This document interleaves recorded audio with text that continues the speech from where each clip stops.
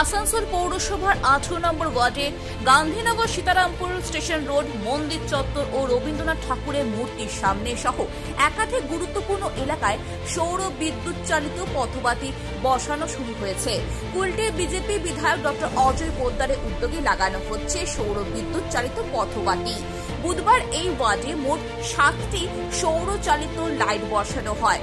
BJP কর্মীদের মতে পুরো ওয়ার্ডে মোট 30টি সৌর পথবাতি বসানোর পরিকল্পনা রয়েছে।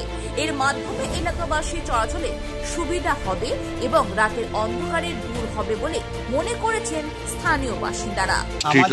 18 নম্বর ও 19 নম্বর ওয়ার্ডের মধ্যে আজকে মেনলি 18 নম্বর ওয়ার্ডে যে সমস্ত মন্দিরগুলো আছে সেই মন্দিরের জন্য আমাদের বিজেপি ভারতীয় জনতা পার্টির তরফ থেকে সোলার লাইট লাগানো হচ্ছে। সেটা আজ গান্ধীনগর নিয়ার স্টেশন রোড যে আছে সীতারামপুর স্টেশনের সামনে কালী মন্দির আছে এবং শ্যামা কালী মন্দির, এখানে রবীন্দ্রনাথ ঠাকুরের মূর্তি সবসময় থাকে, এখানে অন্ধকার হয়ে থাকে। এই জন্য ওনাকে একটু ওনাকে আমরা যে বাঙালি জাতি ওনাকে আলোকিত করতে চাইছি যে আমরা যেন সবসময় এখানে আলোর মধ্যে ভরে থাকে।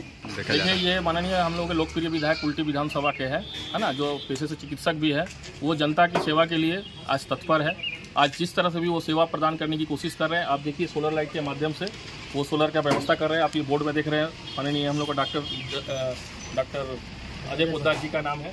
और जिस तरह से वो काम कर रहे हैं, ये आने वाले समय में हम लोग पूरा कुल्टी में सोलर लाइट से पूरा एकदम भर देंगे।